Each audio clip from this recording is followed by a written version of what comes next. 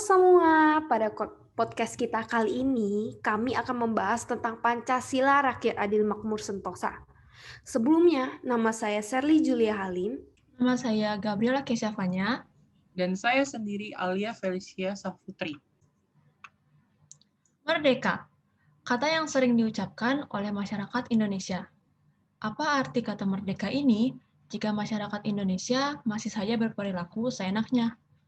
Apa guna Pancasila jika banyak di antara masyarakat Indonesia masih menginginkan ajaran ideologi-ideologi radikal lainnya?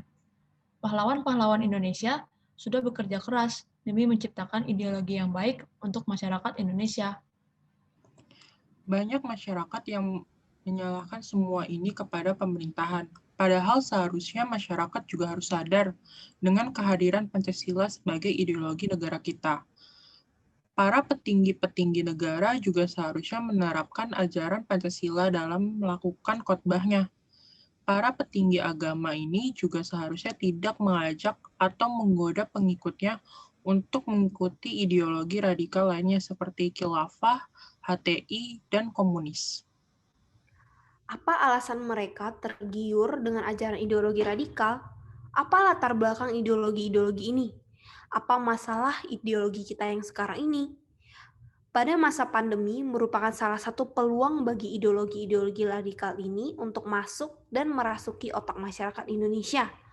Apalagi dengan kemajuan teknologi sekarang ini yang membuat seorang sangat mudah terpengaruhi dengan ideologi-ideologi tersebut.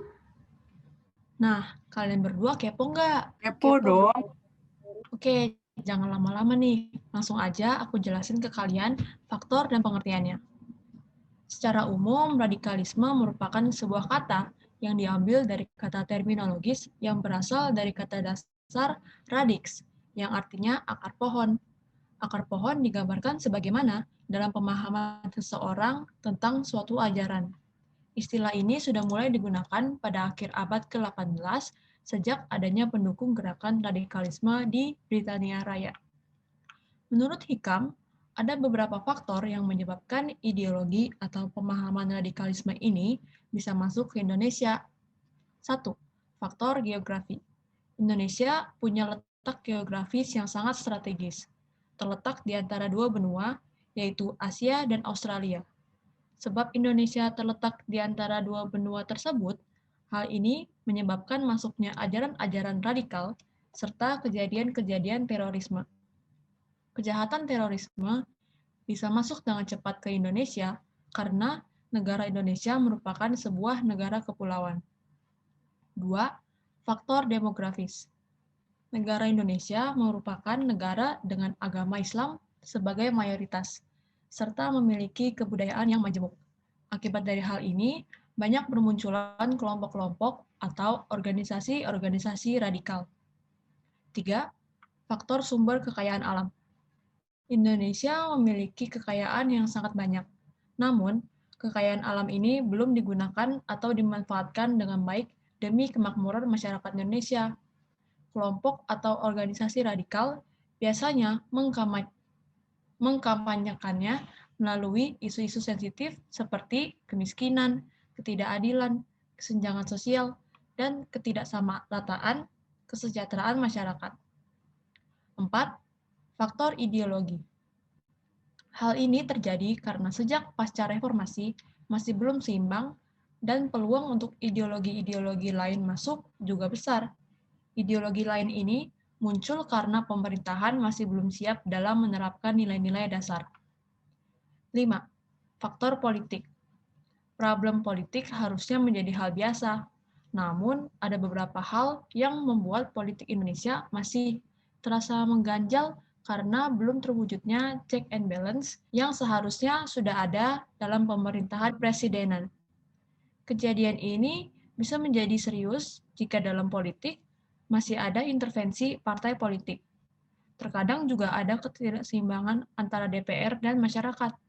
Akibatnya, banyak terjadi ketidakpercayaan publik yang tinggi. 6. Faktor ekonomi.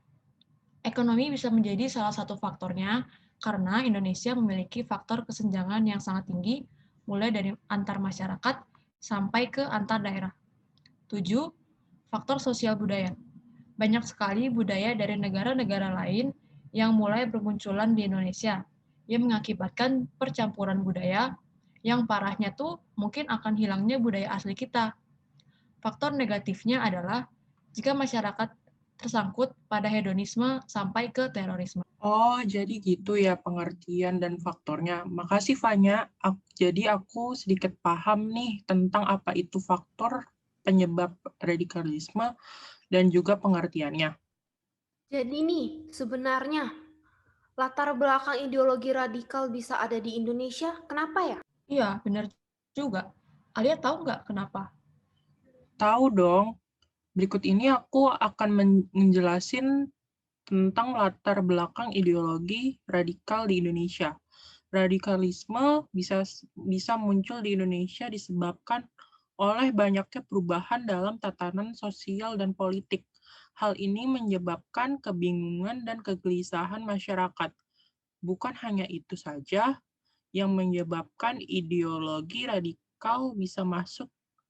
Nah, banyaknya kehadiran orang Arab muda dari Hadramut, Yaman ke Indonesia yang membawa ideologi baru ke tanah air Indonesia dengan latar belakang ingin mengubah semua negara menjadi negara yang berbasis Islam. Banyak dari masyarakat Indonesia, terutama umat yang beragama Islam, merasa bahwa Pancasila sudah tidak sama atau tidak efektif lagi.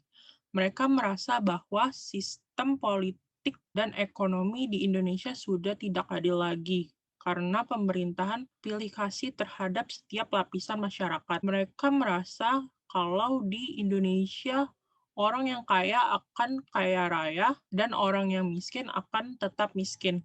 Maksud dari itu adalah masyarakat yang menengah bahwa tidak memiliki kesempatan untuk berkembang dan menjadi lebih kaya karena sistem politik dan ekonomi yang curang. Aku akan ambil contohnya nih, misalnya seperti koruptor. Meskipun mereka sudah dipenjara, tetapi mereka tidak jera karena diberi hukuman yang bisa dikatakan ringan, dan dendanya pun juga tidak berat. Akibat dari hal ini, ada banyak masyarakat yang menderita.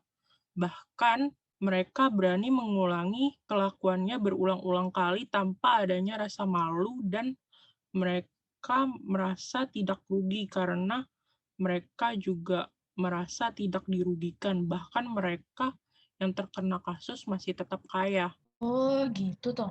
Pantas aja banyak yang demo. Jadi kalian ada yang tahu nggak contoh kasus nyatanya? Ada dong. Aku nih, sini nimbrung-nimbrung deket-deket. Aku ceritain. Jadi nih menurut artikel yang aku baca, ada sejumlah mahasiswa dari kota Yogyakarta, tepatnya dari Institusi Seni Indonesia atau ISI.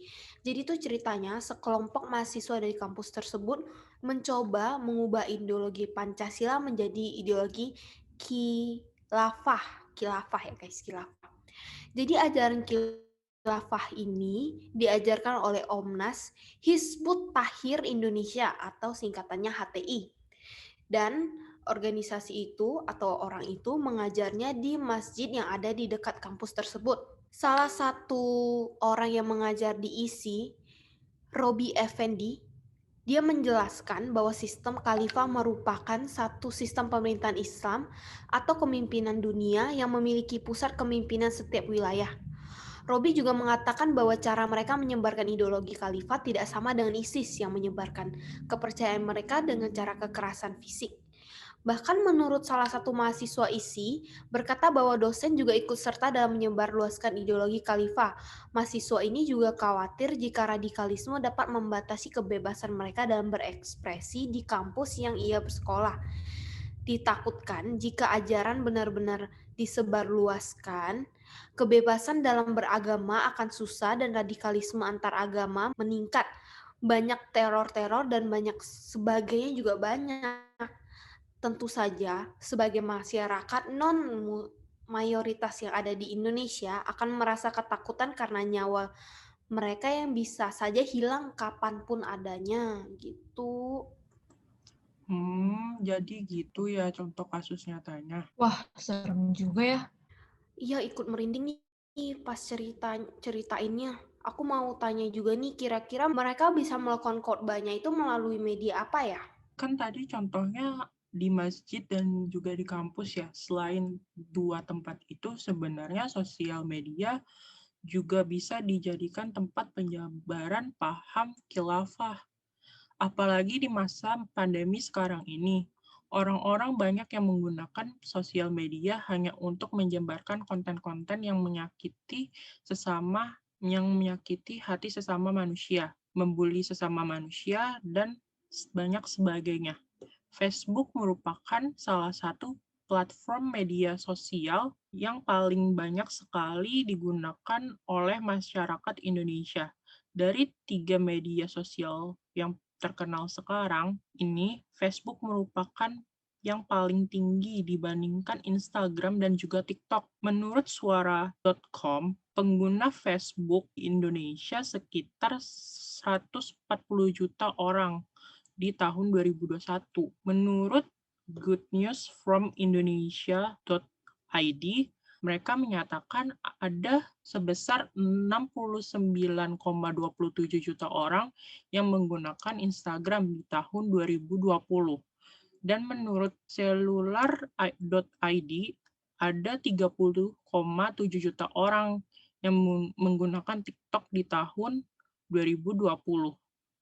Masa pandemi ini membuat semua masyarakat takut, apalagi dengan berita-berita hoaks, sebab mereka tidak bisa menyebarkan ajarannya melalui sistem tatap muka. Mereka menyebarkan ajaran radikal ini melalui media sosial. Waduh, pantesan aja damage-nya besar. Apalagi sekarang tuh kan banyak yang pakai medsos kan ya? Setuju banget. Ada yang bisa jelasin nggak sama peraturan pemerintahan nomor 57 tahun 2021? Ada, aku bakal jelasin. Jadi, Peraturan Pemerintah Nomor 57 Tahun 2021 yang merupakan peraturan yang membahas tentang standar pendidikan nasional. Peraturan pemerintahan ini bertugas untuk mengatur standar nasional pendidikan yang khususnya di dalam pengembangan, pemantauan, dan pelaporan standar nasional pendidikan. Selain itu, kurikulum evaluasi hasil belajar peserta didik dan lainnya. Namun kemunculan PP nomor 57 tahun 2021 menimbulkan berbagai macam permasalahan. Salah satunya adalah tentang kurikulum perguruan tinggi yang tidak tercantumkan Pancasila sebagai mata kuliah wajibnya. Permasalahan ini terdapat pada PP nomor 57 tahun 2021 pasal 40 ayat 3 yang menghilangkan kurikulum pendidikan Pancasila. Ini jadi aku bakalan sebutin nih pasalnya, isinya apa-apa aja. Jadi pasal 40 ayat 3 menjelaskan tentang kurikulum pendidikan tinggi wajib memuat pendidikan agama, pendidikan kewarganegaraan, dan bahasa. Bisa kita lihat tentunya ini Pancasila itu tidak ada. Padahal jika kita bandingkan dengan Undang-Undang Nomor 12 Tahun 2012 Pasal 35 Ayat 3 tentang kurikulum pendidikan tinggi wajib memuat agama, Pancasila, kewarganegaraan, dan bahasa Indonesia. Bisa kita lihat terdapat perbedaan dan detailnya. Pada PP nomor 57 tahun 2021 tidak ada tercantum Pancasila sebagai mata kuliah wajib dan detail pada poin C itu tidak menyebutkan bahwa bahasa apa yang harus dipelajari atau menjadi hal yang wajib. Menurut pandangan saya, poin C itu harus ditulis sedetail-detailnya. Karena bahasa itu banyak. Jadi yang dipelajari wajib itu harus bahasa apa? Bahasa Indonesia, Mandarin, Inggris, dan lain-lain. Kan kita nggak tahu, jadi harus didetailin harusnya. Undang-Undang Nomor 12 tahun 2012 harusnya juga dijadikan tolak ukur dalam pembuatan PP Nomor 57 tahun 2021, tapi sayangnya di sini tidak digunakan.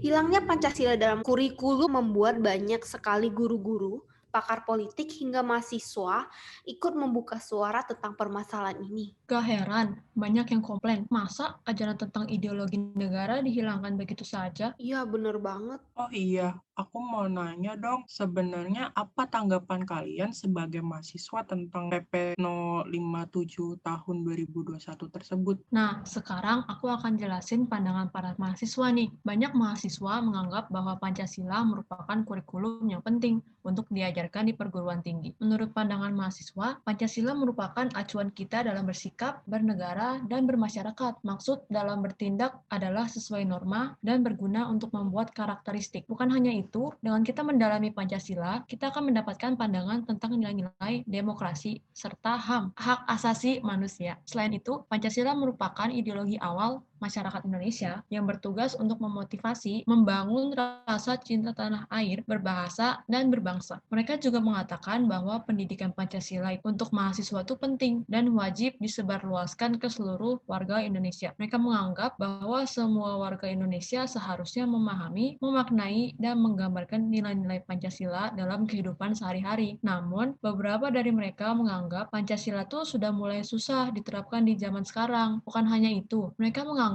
bahwa pendidikan Pancasila yang sekarang ini kurang relatable atau kurang cocok. Mereka juga menganggap contoh-contoh yang biasanya diberikan pada buku paket atau contoh-contoh yang diberikan tenaga pendidik sudah tidak relevan lagi untuk keadaan di zaman sekarang ini. Mereka juga mengatakan bahwa mata kuliah Pancasila yang disampaikan itu terlalu rumit serta membosankan. Akibat dari dua permasalahan kecil itu, mahasiswa lama-kelamaan menyepelekan Pancasila.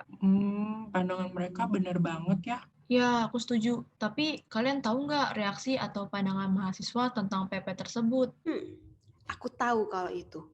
Jadi tuh, seperti yang Fanya bilang tuh, banyak yang nggak setuju. Mereka berpendapat bahwa di masa sekarang ini perkembangan teknologi, internet dan budaya, serta industri sedang berkembang pesat. Hilangnya Pancasila dalam kurikulum wajib merupakan hal yang merugikan. Satu orang berkata, tentu hal tersebut kurang saya setujui karena mengapa harus dihilangkan jika nilai Pancasila tuh sudah mulai memudar dalam masyarakat. Harusnya alih-alih menghilangkan, pemerintah sebaiknya memperluas dan memperdalam kajian pendidikan Pancasila. Seorang mahasiswa lagi menyebutkan bahwa saya setuju apabila ada cara lain yang lebih baik dan efektif untuk mengenalkan Pancasila pada generasi muda.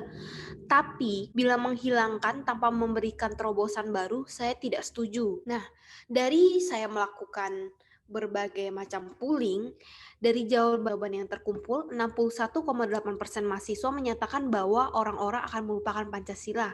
Sedangkan 8,8% berkata bahwa mereka tidak akan melupakan Pancasila, dan 29,4% orang menyatakan mungkin orang akan lupa dan mungkin mereka tidak lupa. Alasan mereka mengatakan Pancasila bisa terlupakan adalah karena tidak dihilangkan saja nilai Pancasila sudah memudar. Beberapa dari mereka juga berkata bahwa anak-anak zaman sekarang ini dan orang-orang yang lebih tua mungkin saja akan mengingat apa namanya Pancasila. Tetapi selang berjalannya waktu, anak bangsa generasi baru berkemungkinan besar tidak akan tahu apa itu yang namanya Pancasila. Dan mereka juga takut jika Pancasila tidak diajarkan, masyarakat Indonesia lama-kelamaan akan mulai menerapkan nilai ideologi lain ke Indonesia seperti khalifah, liberal, komunis, serta lain sebagainya. Dari pemungutan suara selanjutnya, ada 82,4% mahasiswa mengatakan bahwa PP nomor 57 tahun 2021 ini tidak akan berjalan dengan baik, dan 17,6% mahasiswa berkata akan berjalan dengan baik. Maksud saya yang tadi tuh khilafah.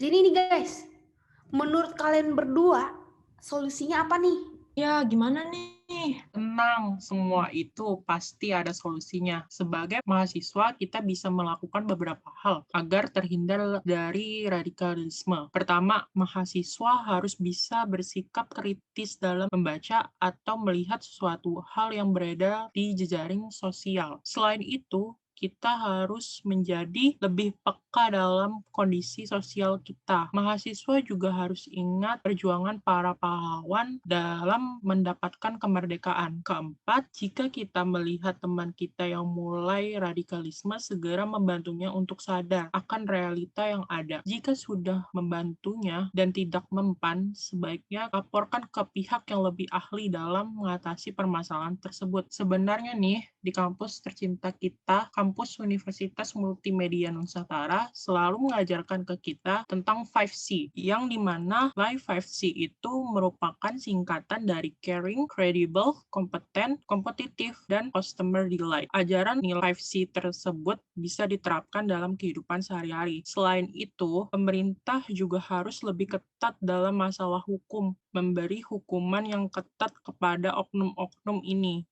merupakan hal yang baik. Menurut pandangan saya, pemerintah juga harus melakukan webinar atau memberikan pandangan Pancasila yang merata ke seluruh lapisan masyarakat di Indonesia. Selain itu, pemerintah juga tidak boleh tergoda dan harus bersikap kritis dalam menanggapi masalah-masalah ini. Dan pemerintah juga harus memperkuat pertahanan perlindungan negara di setiap sisi agar serangan radikalisme tidak bisa masuk.